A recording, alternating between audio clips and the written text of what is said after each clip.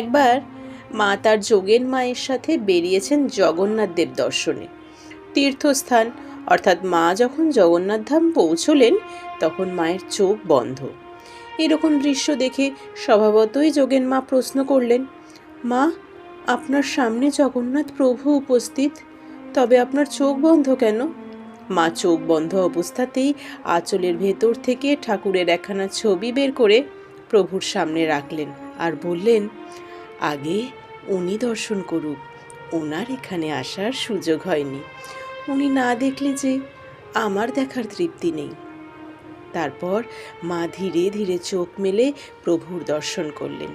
আর প্রভুর দিকে মায়ের দৃষ্টি পড়ার সাথে সাথে মা সারদা অনুভব করলেন প্রভু যেন স্বয়ং ওনার সামনে উপস্থিত। শ্রী শ্রী মা সারদা ও শ্রী শ্রী রামকৃষ্ণ পরমহংসদেবের দিব্য দৃষ্টিতে আপনাদের জীবন হয়ে উঠুক মঙ্গলময়। ভালো লাগলে চ্যানেলটি সাবস্ক্রাইব করে সঙ্গে থাকুন। দেখা হচ্ছে পরবর্তী একটা ভিডিওতে। ততক্ষণ সকলে ভালো থাকুন, সুস্থ থাকুন।